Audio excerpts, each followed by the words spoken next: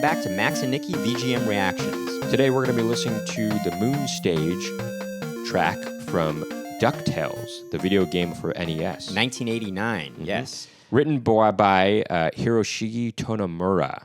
Yes. This is a classic Nintendo track, one of the best of all time. If you're new to the channel, or if you haven't done so already, please hit the like button, click the subscribe button, and if you're feeling extra generous, please consider donating to us on PayPal or Venmo.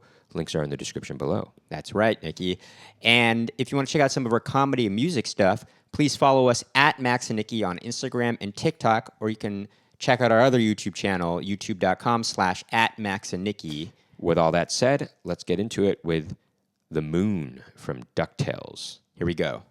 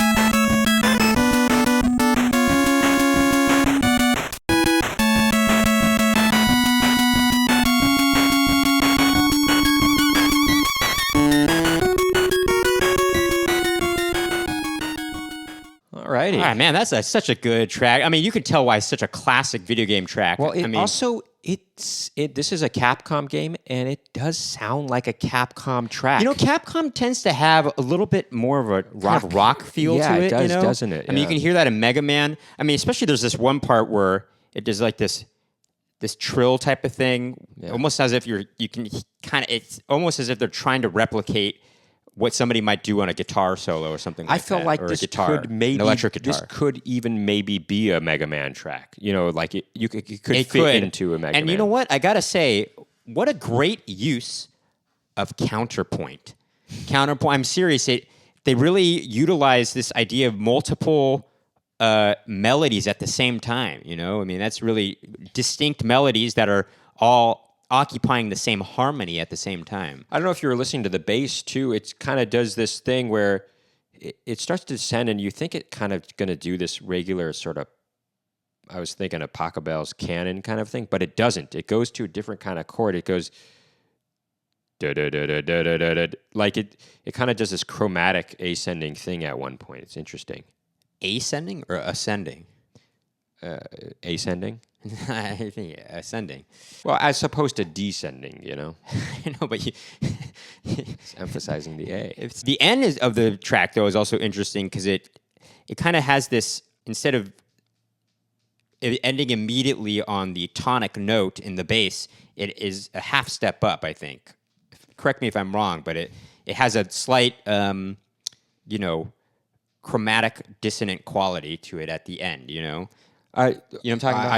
I do know, yeah. Yeah. It's pretty interesting. There's a lot of cool different things going on. I mean, Yeah, that's like it's kind of has this sort of vertical motion, you know. Right.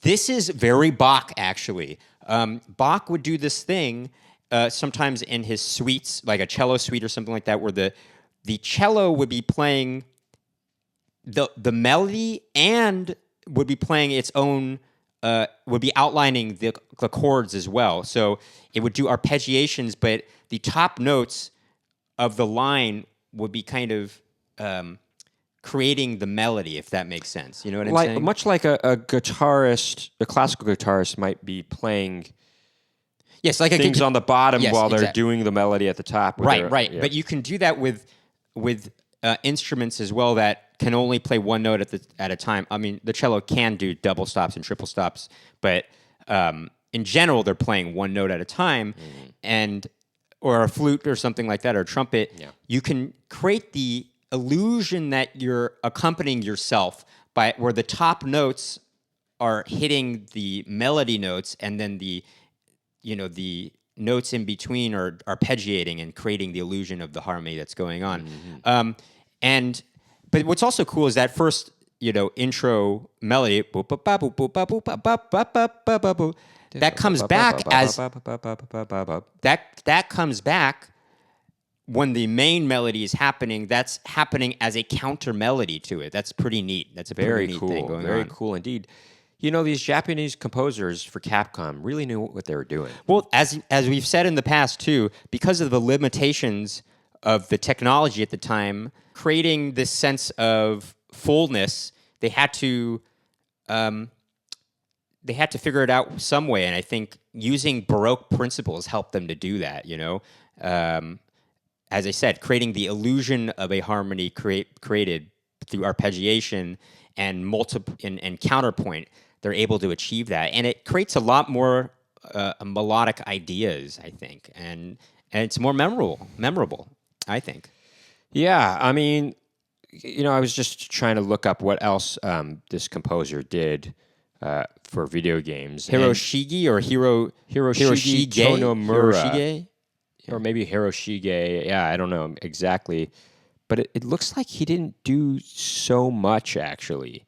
It looks like he was a video game composer for just maybe 88 and 89, I guess. This came out in 1989. By the way, interestingly enough, this came out first in North America, then Japan. It came out first in 1989 in North America, and then in Japan in 1990, I believe. That's unusual. It's very unusual. Anyway, I think that'll do it for this track. If you like what you heard and saw today, make sure to hit the subscribe button, click the like button, and if you're feeling extra generous and want to help us grow the channel, please consider donating to us on Venmo or PayPal. Links are in the description below.